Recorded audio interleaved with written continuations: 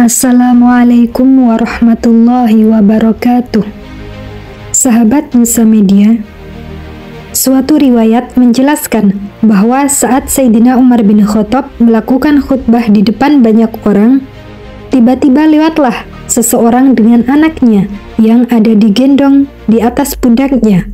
Beliau melanjutkan bahwa beliau tidak melihat burung gagak sebagaimana burung gagak lainnya melebihi keserupaan anak dan ayah ini. Perkataan ini hanyalah perumpamaan. Orang-orang Arab mengatakan bahwa binatang yang memiliki keserupaan paling tinggi adalah burung gagak.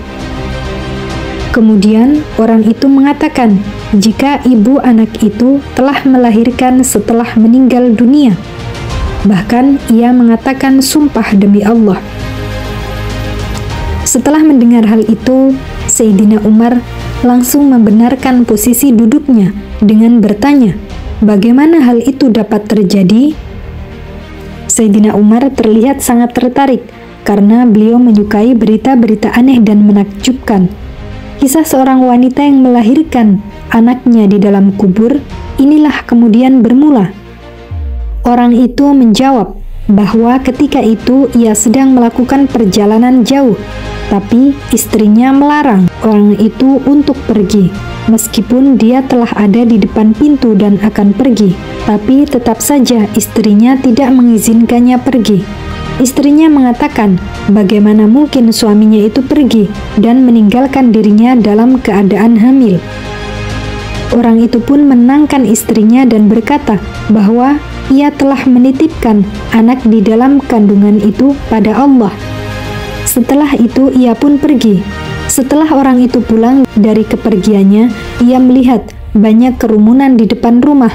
Kemudian keponakannya datang menghampiri dan memberitahu bahwa istrinya telah meninggal.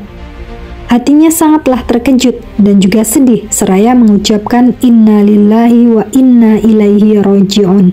Suatu ketika ia duduk di baki dengan keponakan-keponakannya. Saat itulah ia melihat ada asap yang keluar dari kuburan istrinya.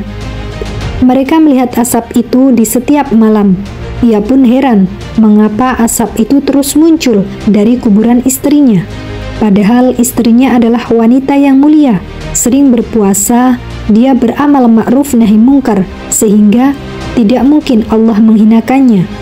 Orang itu pun langsung mengambil kapak dan bergegas ke kuburan itu bersama saudara sepupunya. Tiba di sana, ia melihat kuburan istrinya telah terbuka dan ada anak di dalam pelukan istrinya.